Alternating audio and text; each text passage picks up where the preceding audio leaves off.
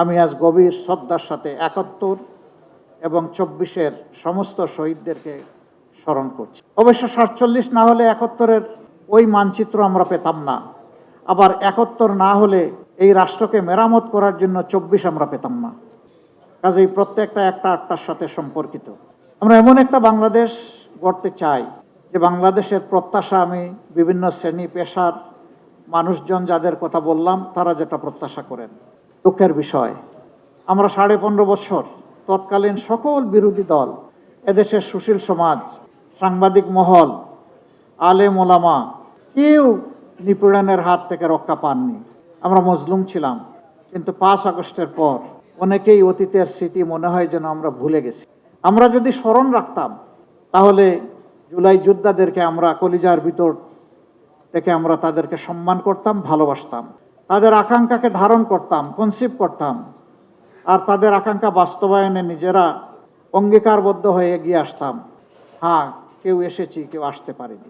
কেউ এসেছি পরিচ্ছন্ন একটি বাংলাদেশ গড়ার অঙ্গীকার নিয়ে, নতুন একটি বাংলাদেশ গড়ার অঙ্গীকার নিয়ে। যে পথে বাংলাদেশ চলছে সেই পথ থেকে বাংলাদেশকে রাজপথে, রাজনীতির রাজপথে উঠানোর অঙ্গীকার নিয়ে। আবার এ সময়ের ভিতরেই কেউ কেউ নিজেদের ভাগ্য গড়ার জন্য লেগে গেছেন এবং নানাভাবে দেশের মানুষকে তারা কষ্ট দিচ্ছেন, যার সাক্ষী আপনারা সকল, যার সাক্ষী ১৮ কোটি মানুষ। আমরা বড় বিনয়ের সাথে তাদেরকে অনুরোধ করেছিলাম, আমরা ছিলাম মজলুম, আমরা যেন কোনো অবস্থাতে না হই জালিম। মজলুম তো মজলুমের দুঃখ বুঝবে, মজলুম জালিম হবে কেন? আমি জানি না আমাদের এই আবেদন সবাইকে আমরা বুঝাতে পেরেছি কিনা। আজকে আমি একজন আহত সৈনিক। গত কয়েকদিন ধরে দেখেছেন যে আমার উপর চতুর্দিক থেকে মিসাইল নিক্ষেপ করা হচ্ছে। আমি কোনো অ্যান্টি মিসাইল ইউজ করব না, বরঞ্চ আমার রাজনৈতিক সহকর্মীদেরকে, আজকে আপনাদেরকে সাক্ষী রেখে যারা সম্পূর্ণ অন্যায়ভাবে আমার চরিত্র হনন করেছেন, আমি তাদের সবাইকে ক্ষমা করে দিলাম। কারণ আমার রক্ত এবং মেজাজের সাথে প্রতিশোধ মানায় না, যায় না। আমি প্রতিশোধের রাজনীতিতে বিশ্বাস করি না। আমি বিশ্বাস করি আমি যদি আমার কোনো সহকর্মীকে, বন্ধুকে, ভাইকে তার ভুলের জন্য ক্ষমা করতে পারি, তাহলে আমিও সমাজের কাছে একদিন আমার ভুলের জন্য ক্ষমা আশা করতে পারি। কিন্তু সেই আমি মানুষটাই যদি প্রতিশোধের রাস্তা ধরে হাঁটতে চাই, তাহলে আমার উপর থেকে আরেকজনের প্রতিশোধ নেওয়ার অধিকার তৈরি হয়ে যায়। এই প্রতিশোধ, প্রতিহিংসার রাজনীতি করে করে আমাদের সমাজকে, দেশকে অনেক ক্ষতি করে ফেলেছে। ওই পিছনের রাজনৈতিক কালচার আর ধারণ করে চলতে চাই না। ওগুলাকে সম্পূর্ণ পিছনে ফেলে যুব সমাজের হাত ধরে এখন সামনে এগিয়ে যেতে চাই। আমি বিলিভ করি আমাদের যুব সমাজ অনেক পটেনশিয়াল। আমাদের যুব সমাজ আমাদের চাইতে অনেক ফ্রেশ, তারা অনেক ইনোভেটিভ এবং প্র্যাগমেটিক। তারা পারবে ইনশাল্লাহ, যেভাবে তারা পেরেছে জুলাইতে, ওভাবেই পারবে আগামীর একটা বাংলাদেশ গড়ে দিতে। সেই যুব সমাজের প্রত্যাশাকে, আকাঙ্ক্ষাকে ধারণ করেই আমরা আমাদের ইশতেহার রচনা করেছি। ইশতেহার রচনা করেছি মায়ের জাতিকে সম্মান দেওয়ার জন্যে। ইশতেহার রচনা করেছি শিশুদেরকে নিরাপদ আবাসভূমি তৈরি করে দেওয়ার জন্যে, তার মেধা বিকাশের উপযুক্ত পরিবেশ নিশ্চিত করার জন্যে। আমরা তৈরি করেছি সুস্থ জাতি গঠনের জন্য শারীরিক সুস্থতার প্রয়োজনে যা দরকার সেই সমস্ত সার্ভিস নিশ্চিত করার জন্য। আমরা যে কৃষকরা আমাদের মুখে খাবার তুলে দেন, সেই কৃষকদের জীবনে আমরা বিপ্লব আনতে চাই। আমরা চাই না পুরানা ধাঁচের সেই কৃষিতে তারা পড়ে থেকে অতি অল্প পুঁজি নিয়ে হামাগুড়ি খাবেন। বরঞ্চ বিশ্বের অনেক দেশ আমাদের বহু পরে স্বাধীনতা লাভ করার পরে কৃষিতে তারা বিপ্লব সাধন করেছে। একসময় তাদের দেশ ছিল আমাদের মতো ইম্পোর্ট ডিপেন্ডেন্ট, এখন তারা হয়ে গেছে এক্সপোর্ট ওরিয়েন্টেড। আমরা পারবো ইনশাআল্লাহ। বিশ্বে অন্য কেউ পারলে আমরাও পারবো। এবং আমাদের মানুষেরা প্রমাণ করেছে এদেশের মানুষ ভালো। তো সমস্যাটা কোথায়? মানুষ যদি ভালো হয় দেশ কেন আগায় না? দেশ তো আগাবে। বাংলাদেশ নামক উড়োজাহাজের ককপিটে যারা বসে আছেন তারা যদি প্রপারলি ডাইভ করেন, তা না হয় দেশ আগাবে। প্যাসেঞ্জার তো আগায় নিতে পারবে না, প্যাসেঞ্জার তো জার্নি এনজয় করবে। আমাদের সমস্যা ওই জায়গায়, সমস্যা আমাদের মাথাগুলোতে। ওই মাথাগুলো আমাদের ঠিক হওয়া উচিত। আর মাথাগুলো ঠিক হওয়ার জন্য আমাদের সততা এবং কমিটমেন্ট লাগবে। আমরা কোনো দলীয় সরকার কায়েম করতে চাই না। এই কয়েকদিন জনসভায় অত্যন্ত স্পষ্টভাবে জনগণকে বলেছি, আমি জামাতে ইসলামীর বিজয় চাই না, আমি 18 কোটি মানুষের বিজয় চাই। আমি কোনো গোষ্ঠ পরিবর্তনতে কোনো রাজনীতিতে বিশ্বাস করি না। আমি বিশ্বাস করি জনতার রাজনীতিতে, জনগণের রাজনীতিতে। এই জন্য আমাদের ইশতেহার তৈরিতে আমরা জনতার কাছে তাদের অভিপ্রায়, অভিমত, আকাঙ্ক্ষা এবং তাদের পরামর্শ আমরা চেয়েছি। এই ইশতেহার তৈরিতে বিপুল সংখ্যক মানুষ, লক্ষ লক্ষ মানুষ আমাদেরকে তাদের মত দিয়ে, পরামর্শ দিয়ে সহযোগিতা করেছেন। যারা ইশতেহার তৈরি করেছেন আর ইশতেহার তৈরিতে এইভাবে সহযোগিতা করেছেন, আজকের এই মুহূর্তে আমি তাদের সকলের প্রতি গভীর শ্রদ্ধা নিবেদন করছি। তারা আমাদেরকে উৎসাহিত করেছেন, তাদের চিন্তাগুলো আমরা বুঝতে পেরেছি। তৃণমূল থেকে সর্বোচ্চ পর্যায়ের মানুষেরা আমাদেরকে সহযোগিতা করেছেন।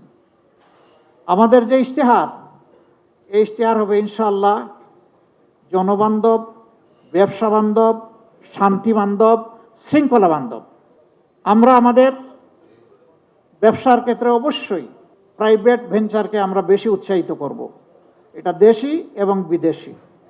শিল্প মালিক যারা হবেন তাদেরকে আমরা সমাজের আইকন হিসাবে কবুল করব। আর এই মালিকারা যারা লক্ষ লক্ষ শ্রমিককে চাকরি প্রোভাইড করেন, তারা কার্যত লক্ষ লক্ষ পরিবারের মুখে খাবার তুলে দেন। আমরা সেই শিল্পগুলোকে শিশুর মতো কুলে তুলে লালন করব ইনশাআল্লাহ। শিশুকে যদি আমরা আজকে ভালোভাবে পরিচর্যা করি, এই শিশু বড় হয়ে তখন আমাকে পরিচর্যা করবে।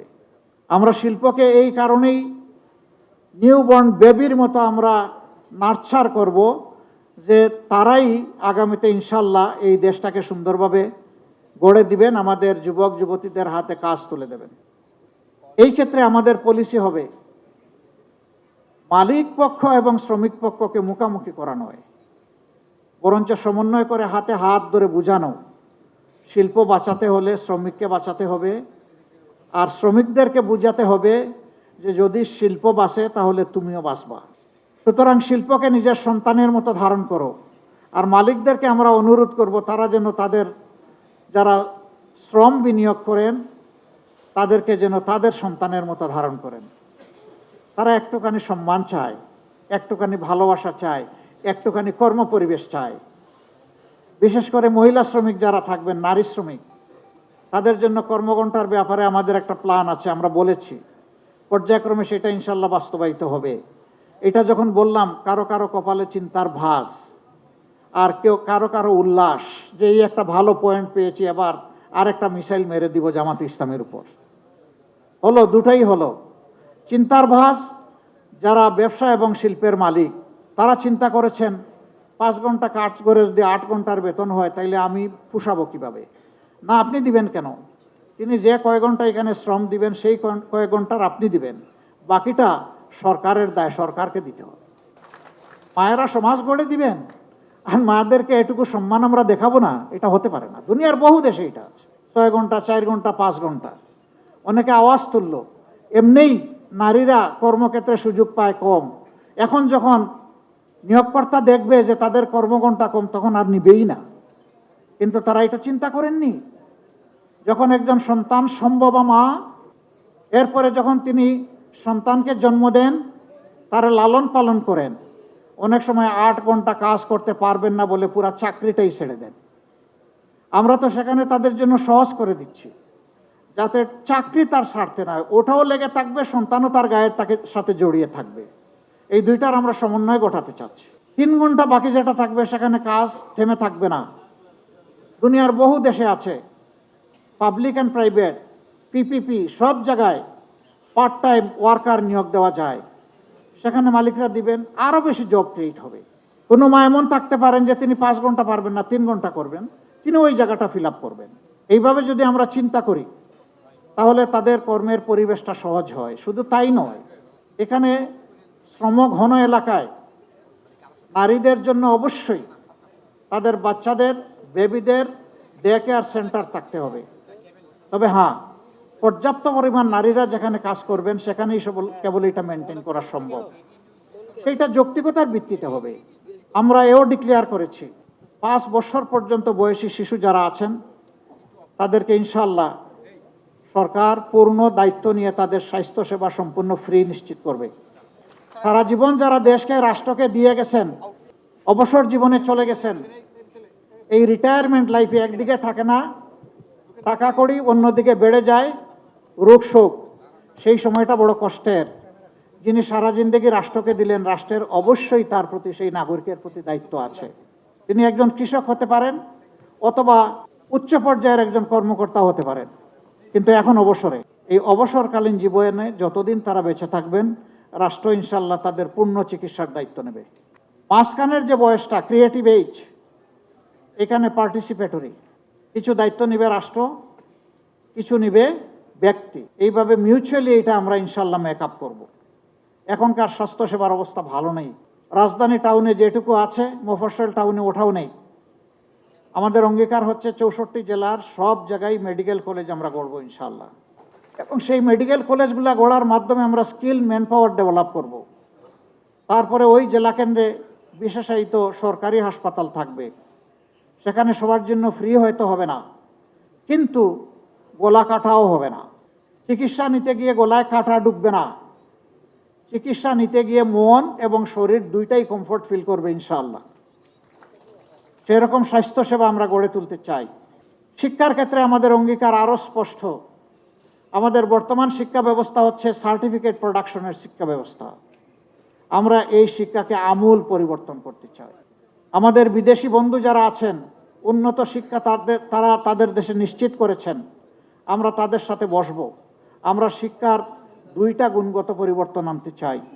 একটা পরিবর্তনের মাধ্যমে প্রতি শিক্ষার্থীকে এই ইমপ্রেশন দেওয়া, ধারণা দেওয়া যে এটি তোমার দেশ, তুমি এই দেশ থেকে আলাদা কেউ নও, আর এই পর্যায়ে তোমার আসতে দেশের সমস্ত মানুষের অবদান আছে তোমার পিছনে, অতএব তোমার দায়িত্ব আছে। তুমি যখন শিক্ষিত হয়ে, গুণী হয়ে, যখন তুমি কিছু করার বয়সে পৌঁছবা, তখন এই জাতির ঋণ তোমাকে পরিশোধ করতে হবে।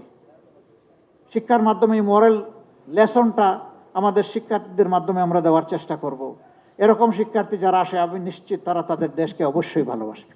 তারা স্বার্থপর, আত্মকেন্দ্রিক, সংকীর্ণ মনে হবে না।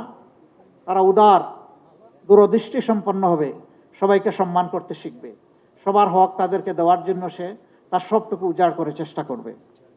এর সাথে আমরা প্রফেশনাল এডুকেশন, যেই এডুকেশন বেকার তৈরি করবে না, বরঞ্চ যেই এডুকেশন প্রত্যেকটি ক্ষেত্রে দক্ষ জনবল তৈরি করবে।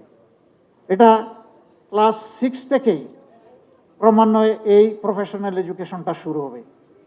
এই এডুকেশন যদি আমরা দিতে পারি, আমরা দুই দিক থেকে লাভবান হব। দেশের বুকে আমাদের এই দক্ষ জনবল আমাদেরকে দেশটা সুন্দর করে গড়ে দেবে। বিদেশে যদি যায়, সে মোর আর্নিং করবে, বেটার পজিশনে থাকবে, তার রিমিটেন্স আসবে দেশে অনেক বেশি।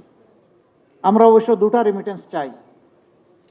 একটা হচ্ছে ফিনান্সিয়াল রিমিটেন্স, যেটা আমাদের ফরেন বিজনেসের চাকা ঘোরানোর জন্য দরকার।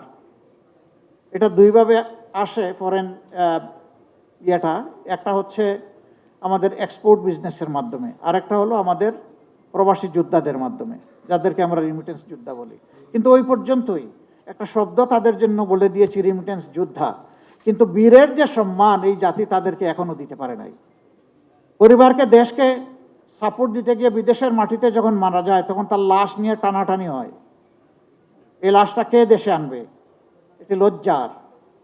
আমি তাকে বীর বলবো, কিন্তু তার লাশটা রাষ্ট্র সম্মান দিয়ে দেশে আনবে না, এটা হতে পারে না। আমাদের অঙ্গীকার ইনশাআল্লাহ, আমরা দোয়া করি সবাই বিদেশে গিয়ে সুস্থ থাকুক, সুস্থ হালতে তারা আবার ফিরে আসুক, কিন্তু কেউ যদি বিদেশের মাটিতে ইন্তেকাল করে, তার লাশ রাষ্ট্রীয় দায়িত্বে সম্মানের সাথে বিনা পয়সায় দেশে আনা হবে ইনশাআল্লাহ। এই রিমিটেন্স যোদ্ধারা অনেকে জীবনের সব শক্তি ক্ষয় করে যখন দেশে ফিরে, তখন আবার চোখে অন্ধকার দেখে। আমরা তাদের জন্য ইনশাআল্লাহ সোশ্যাল রিভলভিং ফান্ড করব। একসময় সে কিছু কিছু কন্ট্রিবিউট করবে, পরবর্তী পর্যায়ে সমপরিমাণ সরকার থেকে কন্ট্রিবিউট করে সে যখন অবসর জীবনে চলে আসবে, তখন তার হাতে ইনশাআল্লাহ আমরা একটা কাজ, একটা কিছু তুলে দেব। তাহলে হতাশার অভিশাপ তাকে পাবে না ইনশাআল্লাহ। আমরা আমাদের যুবকদেরকে বলেছি, অবশ্যই তোমাদেরকে আমরা বেকার ভাতা দিতে পারবো না। আমরা বিশ্বাস করি বেকার ভাতা তোমাদেরকে অপমান করার শামিল। আমরা তোমাদের হাতে কাজ তুলে দেব, ভাতা নয়। তোমরা কাজ দিয়ে নিজেদেরকে গড়বা, দেশটাকে গড়বা। আমরা আমাদের যুবকদেরকে কিভাবে দেখতে চাই? আমাদের যুব সমাজকে বাংলাদেশ নামক উড়োজাহাজের ককপিটে দেখতে চাই।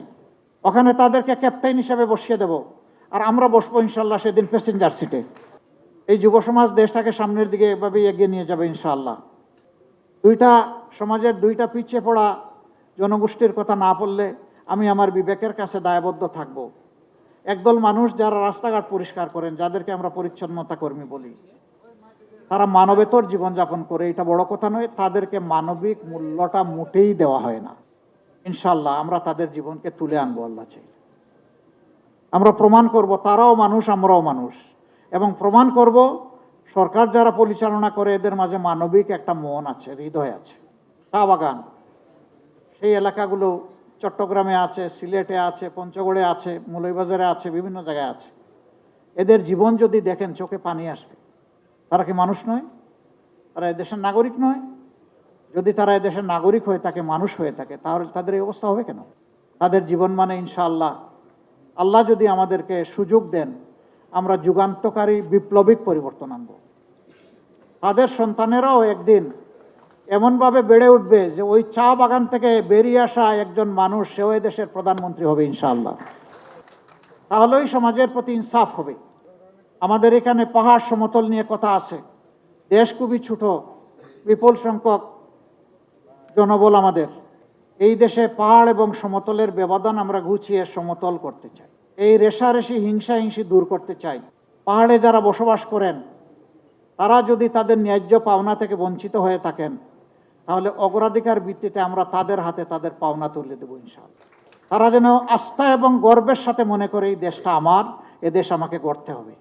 কিন্তু হয়তোবা কিছু ক্ষেত্রে তাদের ন্যায্যতা থেকে তারা বঞ্চিত হওয়ার কারণে তাদের এই দুর্বল জায়গায় টোকা দিয়ে কেউ কেউ তাদেরকে খেপিয়ে তুলে দেশের বিরুদ্ধে ক্ষতি করার চেষ্টা করে, এবং পাহাড়ে একটা অশান্তি লেগে আসে। আমরা সেই অশান্তি আর দেখতে চাই না। আমরা এই অশান্তির অবসান চাই। এই পাহাড় রক্ষা করতে গিয়ে আমার জানা মতো 10,000-এর অধিক সেনাবাহিনীর সদস্যদেরকে জীবন দিতে হয়েছে। কেন? কেন আমার দেশের বুকে এত সেনা সদস্যকে জীবন দিতে হবে? এর পিছনে কারণ কি? এগুলা খুঁজে বের করে এর যৌক্তিক সমাধান করা হবে, যেই সমাধান পেয়ে সবাই আনন্দিত হবে ইনশাআল্লাহ। আমরা এইভাবে দেশটাকে আমাদের কল্পচিত্রে আমরা বিবেচনায় নিয়েছি। বাকি ডিটেলস ইনশাআল্লাহ এই ইশতেহার তৈরিতে যারা সহযোগিতা করেছেন তারা আমাদের ওয়েবসাইটে আপলোড করেছেন, বাংলা এবং ইংলিশ। আমরা আজকে শর্ট ভার্সনটা কিছু আপনাদের হাতে তুলে দিতে পারবো। মিডিয়াম ভার্সনও সামান্য তৈরি হয়েছে, কিন্তু ডিটেলস ভার্সনটা আমাদের ওয়েবসাইটে আপনারা ব্রাউজিং করলে ইনশাল্লাহ পেয়ে যাবেন। কিউআর কোড আছে, সেটা আপনাদের হাতে আমরা সাপ্লাই দেব, এবং আপনারা আশা করি সেখান থেকে সমস্ত ইনগ্রেডিয়েন্ট উপাদানগুলো পেয়ে যাবেন ইনশাল্লাহ। এই ইশতেহার, আমি আবারও বলছি, কোনো দলের নয়, জনগণের, বিভক্তির নয়, ঐক্যের, পিছনের নয়, সামনে এগিয়ে যাওয়ার। আমাদের ইশতেহার আপনাদের হাতে পৌঁছার পরেও যদি আপনাদের কোনো গুরুত্বপূর্ণ অবজারভেশন থাকে, পরামর্শ থাকে, আমরা দারুণভাবে ওয়েলকাম করব। আপনারা আমাদেরকে সেই পরামর্শ, অবজারভেশন দিয়ে সাহায্য করবেন। কারণ মানুষের জ্ঞান পারফেকশনে কখনো পৌঁছবে না, আর জানার কোনো শেষ নাই। আমি একজন লার্নার হিসাবে আপনাদের কাছ থেকে যদি শিখতে পারি, আমি আমার নিজেকে ধন্য মনে করব ইনশাআল্লাহ। আমি শিখতে চাই, আপনাদের কাছ থেকেই শিখতে চাই। আমি 18 কোটি মানুষের কাছ থেকে শিখতে চাই, যাতে তাদের একজন হয়ে তাদের জন্য কাজ করতে পারি আমরা। তাদেরকে শিখলে, রিড করলেই আমরা পারবো, আদারওয়াইজ আমরা পারবো না। আজকে যারা মূল্যবান সময় ব্যয় করে এখানে এসেছেন, আমাদেরকে আপনারা উৎসাহিত করেছেন, আমি আমার এবং প্রিয় সংগঠনের পক্ষ থেকে আপনাদেরকে একদম হৃদয় উজাড় করা অভিনন্দন, ধন্যবাদ এবং কৃতজ্ঞতা জানাচ্ছি। আমরা একসাথে চলবো। আমাদের স্লোগান, চলো একসাথে গড়ি বাংলাদেশ।